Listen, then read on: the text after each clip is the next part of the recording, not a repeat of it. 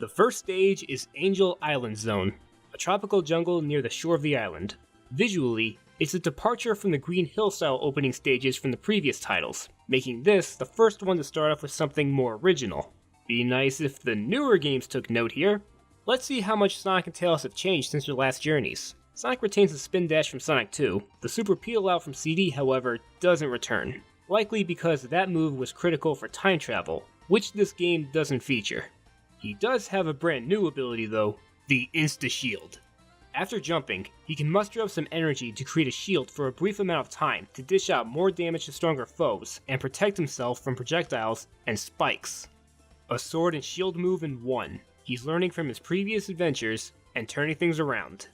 He gains further abilities thanks to new special items. The elemental shields. The fire shield enables the user to be fireproof. With this shield, Sonic can perform a mid-air dash like a fireball and go through foes like they're nothing. The Aqua Shield allows the user to finally breathe underwater and lets Sonic use the bound jump ability to slam it to the ground and ascend higher. And lastly, the Lightning Shield protects the user from electrical hazards that don't appear until the final stage and attract rings to them. With it, Sonic can perform the ever-useful double jump. The downside is that it'll disappear when you're underwater. Same with the Fire Shield. All playable characters can use the shields, but only Sonic can access their special abilities. With 4 new moves already, Sonic 3 and Knuckles contributes greatly to Sonic's growth and development. Oh, and all the shields automatically protect you from projectiles. Thank you, Magic Bubble. Tails gets a new ability as well, the Power of Flight. And unlike in Sonic 2, you can actually use it. Press the jump button repeatedly to ascend higher until Tails' stamina runs out and he falls to the ground. This also enables him to swim, which you don't need to fly in order to do. Take swimming lessons, you bum! He's also able to carry Sonic into the air to reach higher platforms. Sonic also has some new idle animations here. While he still taps his foot like in the original, he also points at whatever's in front of him going, "My man!" And no, he doesn't kill himself after 3 minutes of no action. A good thing too. Don't do it, Sonic. We love you, man. Tails hasn't changed much since Sonic 2. He just stands there and yawns. That's it. There's another certain change to Sonic. His design. Yeah, he kind of looks different. Since last time, he's grown slightly taller, and the shade of blue is a bit darker. It's another sign of Sonic's growth. And yes, it is pretty funny how he looks younger in the game's sequel, Sonic Mania. Before playing, the game takes you to the save select, where you can choose your character. Sonic alone, Tails alone, Knuckles, which we'll get to later, or Sonic with Tails. And it's appropriate to have Eggman be the delete icon. Why wouldn't he? After beating the final boss, you can instantly go to any stage you want. That's right, you don't need to put in a secret code. The badniks in this game have really bulked up since Sonic CD. You've gotten stronger, and so have they. Some are once again callbacks to the previous games, like Butterjoid and Patabata, Monkey Dude, and Coconuts. And the next in the Orbinaut line, Star Pointer and, well, Orbinaut. Good thing we've got the Insta-Shield. Now where's that Uni Uni? I like that they match the environments they're in, especially the ones that resemble animals. Rhinobots in the jungle theme stage, Penguinators in the ice theme stage, and the Scorpion Badnik Scorp in the desert theme stage. And keeping up tradition, they're all puns. Batbot, Cluckoid, Madmole, Rockin'. In my opinion, this game has one of the best ensembles of badniks. A combination of nostalgia and originality. Checkpoints function the same as in Sonic 2. A portal is created whenever you touch it with enough rings, but instead of special stages, you enter bonus stages. There are 3 versions. With 20 to 34 rings, you enter the rotating maze, paying homage to the original. There's a slot machine built in straight from Casino Night Zone, where you stock up on rings. With 35 to 49 rings, you're sent to the glowing sphere shaft. Here, you launch off spheres to get orbs for rings, shields, or continues. And with 50 or more rings, you're sent to the gumball machine. It's much easier to obtain shields and extra lives here. Yellow bumpers from Metropolis Zone return to bounce you up to the machine. The bonus stage is a useful addition that you should not overlook. In the middle of Act 1, a swarm of Eggman's unmanned flamecrafts invade the jungle, as one lands before a lead duo. No matter how many times you damage it, the robot ignites the entire stage. From then on, the landscape is covered in fire. as things start getting intense. By the end of the act, you finish what you started with the Flamecraft. After destroying it, the recurring gold plate falls from the sky this time. Before it lands, you can touch it multiple times until you get a prize like rings or a shield. In the plate, Sonic will traditionally give the V sign, and Tails will once again look normal. The characters themselves will strike poses instead of moving ahead or just standing there. Sonic points his finger up as a partial nod to the original box art, and Tails is a lot more expressive here.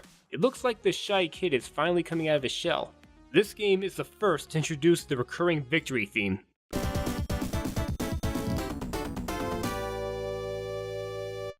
The victory theme in Sonic 1 and 2 has been discontinued since its composer, Masato Nakamura, demanded more money from Sega due to the band Dreams Come True becoming more popular, and therefore more expensive. That would also explain why it was absent in Sonic CD. Speaking of music, 3 Knuckles' soundtrack is pure gold. Every track is a joy to hear and sticks in your head. You'll never want it out. It's among the best soundtracks in the franchise, and that is saying something. It's not done by just one composer, but a collaboration of talented musicians, including the late Michael Jackson, but that's a story for another time.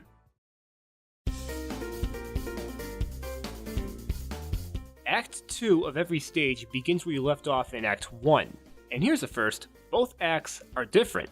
In the previous titles, all acts are basically the same, but in this game, the backgrounds between the two have their own landscapes that support visual progression.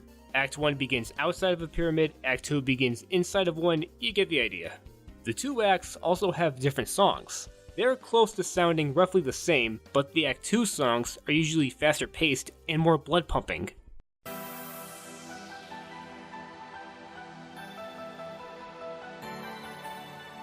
At the end of Act 2, a massive battleship attempts to bomb Sonic and Tails. After outrunning it, we see Eggman catching up from behind the trees. By the waterfall, our heroes encounter Eggman in his own Flamecraft. He starts off burning the bridge, trapping them on the platform. He'll pop out of the waterfall to incinerate you. Hit him enough times, and he'll plummet down the waterfall. Following the boss fight, an animal capsule hovers downward, and the two open it up to free the woodland critters. Here's the status quo of the boss fights in this game. Act 1 has you fighting in AI, and Act 2 brings Eggman into the fray. Let me tell you, Angel Island Zone is one of the best opening stages. We meet our new rival in a lush green jungle that later bursts into flames, followed by a chase with the giant battleship as we catch up to Eggman to fight him by a waterfall. I need to catch my breath. Parts of the story occur during the stage, and the extreme change of pace helps make for an excellent start. Action, spectacle, and suspense. The things we expect in a Sonic game. After Sonic and Tails defeat Eggman, our confused echidna pushes a button that sends the duo deeper into the island. After every boss fight, there's a transition to link the stages together, making this game seem more cinematic.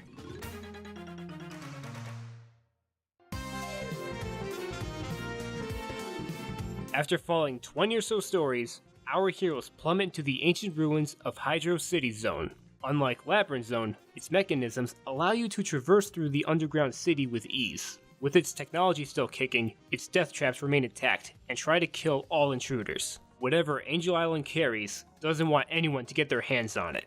In Act 1, we see light shining through the windows. The higher areas of Act 1 have statues of Sonic. Is Sonic tied to Angel Island's history in some way? We'll find out soon. Act 2 is set deeper underground and displays more of the abandoned city. What makes this zone so memorable is the high-speed action for a water stage. We're blazing through pipes, escaping from walls closing in, and running on water. That will never not be fun. Hydro City Zone is the most popular water stage, and for good reason.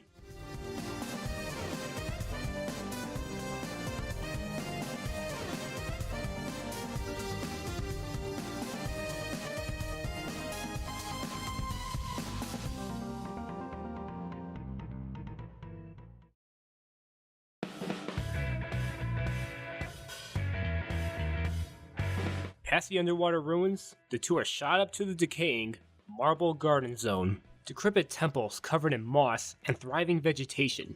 As opposed to Hydro City Zone's stable condition, Marble Garden Zone is slowly falling apart, and in some moments, the temples will collapse in on you as you make your way out. In the background, we see purple mountains from afar, kind of like in Marble Zone from the original. This stage could be a spiritual successor. I mean, I don't think they tried to hide it. They're both temple stages, and they have marble in the name, so, you know. This stage's most outstanding quality is its use of ancient technology that was way ahead of its time, with blue wheels to summon platforms, which you can bounce off when using the spin dash on top of it. I don't know why, but it's so much fun to pull off. There are also pulleys that bring the user up downward slopes, and flying discs to levitate and break through barricades. The lost civilization of Angel Island had technology that far surpasses West Side Island and Little Planet combined. This makes us even more curious of what Angel Island is keeping from the rest of the world.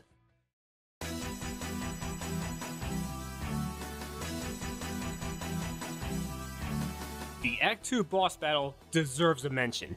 Using his jet drill pod, Eggman breaks his way out of the collapsing ruins with Sonic and Tails in pursuit. After the chase, the duo fight Eggman before shattering the temple, sending the two to their demise. But Tails lifts Sonic up, and the two tag team against Eggman in the air.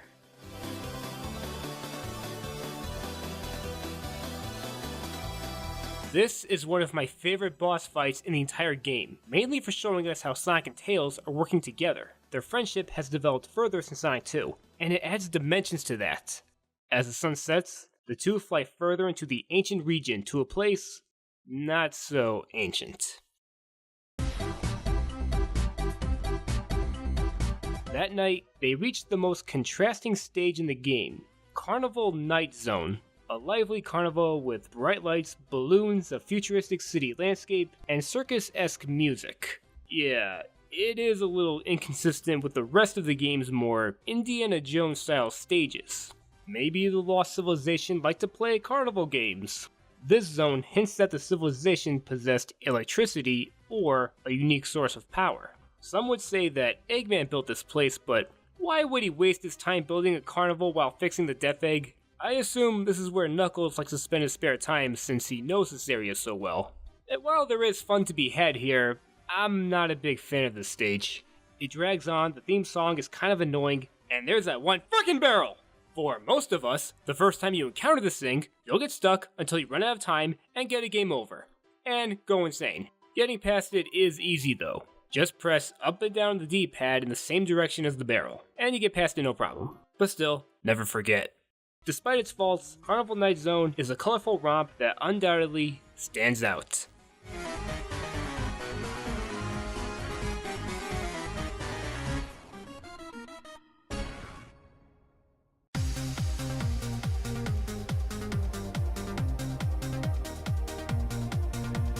The next day, Sonic and Tails blast to the fan favorite Ice Cap Zone, the first Arctic stage in the main series that makes such a lasting impression with Sonic snowboarding down a mountain right from the start. It may be short-lived, but it's so badass. Snowboarding will be a loved returning factor throughout the series. It is a letdown that Tails doesn't get to use a snowboard as well, only Sonic. Come on, stop giving Tails a shaft. The rest of Act 1 has you making your way throughout the icy caverns by jumping off tethered platforms and riding on giant pieces of ice down slopes. The buttons, springs, and video monitors are frozen, so you'll have to hit them twice, which is useful since there are Eggman monitors that can hurt you. The interior of the caverns is beautiful. Crystal walls and ice pillars that give you a sense of calmness and danger. Act 2 takes you outside as you reach the highest point of Angel Island from the ground up. Ice Cap Zone is an Arctic stage that's nothing short of mesmerizing.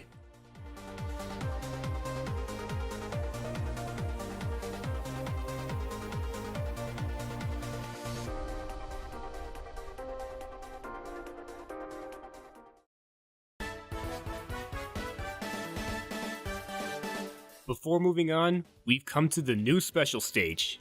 After jumping into a giant ring, another callback to the original, you teleport to another dimension as you recollect the Chaos Emeralds. Like in CD, 3 and Knuckles features exploration as you search throughout the stages for the giant rings.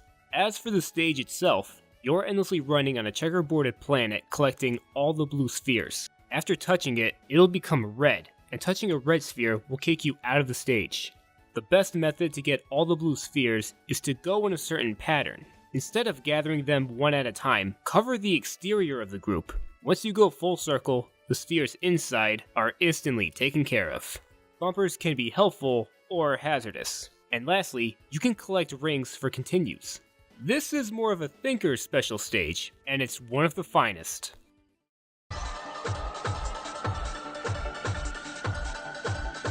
After obtaining all the Chaos Emeralds and getting at least 50 rings, Sonic can once again transform into Super Sonic.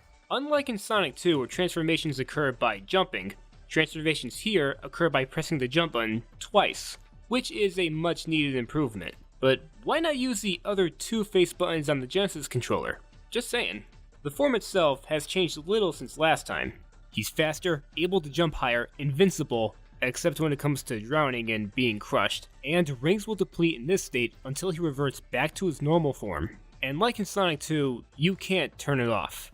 Unless you tag a checkpoint with at least 25 rings where you enter a bonus stage. And when you leave, you're back to your normal form, giving you more control over this. Furthermore, whenever you touch another giant rotating ring, you get an additional 50 rings, so you can go super right away. 3 Knuckles makes you OP like nobody's business. Sad to say, Tails still can't use the Chaos Emerald since he's too young at this point. Perhaps Angel Island's Mighty Stone can fix that. Alright, now that we're prepared, let's crash Eggman's party!